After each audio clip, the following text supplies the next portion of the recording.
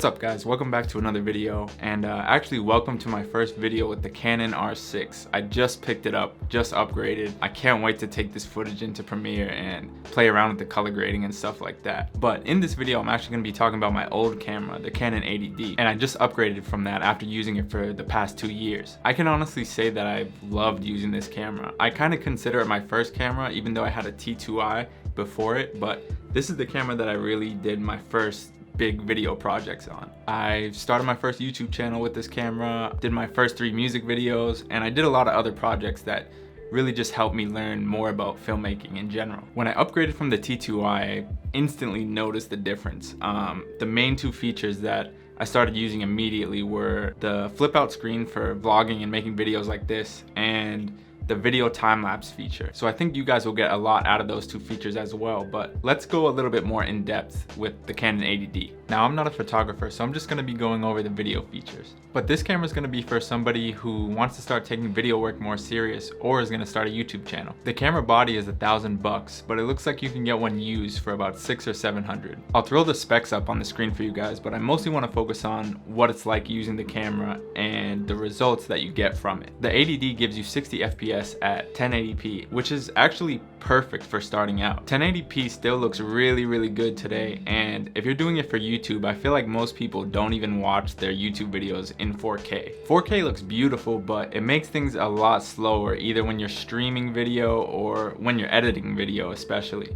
So with 1080p, you'll be able to learn faster and get a lot more done a lot quicker. The 1080p image on this camera really does look great too. It's sharp, and Canon's known for having some of the best color science, so that's a huge plus. The 2 areas where this camera is not as great when you compare it to more expensive cameras is the low light performance and the dynamic range. You can go up to about 3200 ISO before things start getting a little bit grainy, and past that it might be a little bit unusable. We struggled with the low light issue a lot on music videos and also when I took the camera with me on DJing gigs. For the dynamic range, you get almost 7 stops, and you're gonna notice when you go outside in broad daylight, it's gonna be pretty hard to properly expose someone's face and the background, or say like the sky, all at the same time. Depending on what type of video you're working on though, both the dynamic range and the low light situation can be helped out with some good lighting. I mentioned before that you could get up to 60 FPS, and that was definitely one of my favorite features to use on this camera.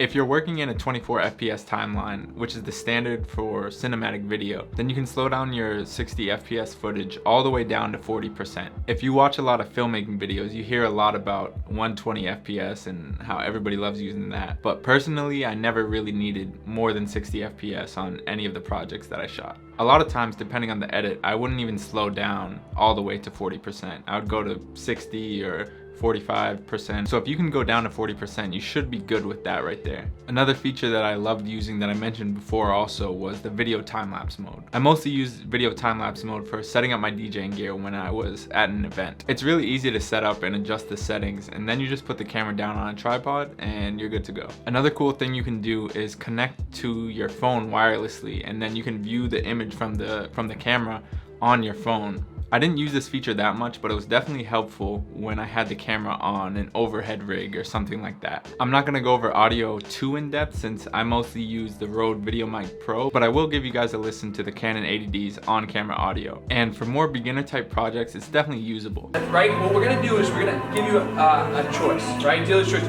2 combinations that in some way mirror one another, right? So for instance, on our board, the first one is a 1-2 or 1-3. So I can simply throw my 1-2, or I throw my 1-3. One last thing I almost forgot. You can even install a picture profile on this camera that simulates log format. And what that's gonna do is it's gonna give you some more room to play around with the colors in your videos. So basically you can try out color correcting and color grading if that's something that you wanna get into in the future. If you're getting into filmmaking and cameras and all that type of stuff, you're probably watching a lot of videos about the R5 and the A7S III, but you really don't need to be spending all that money to get started. You can really do a lot with the Canon 80D or something in that price range. It's not about having the most expensive gear.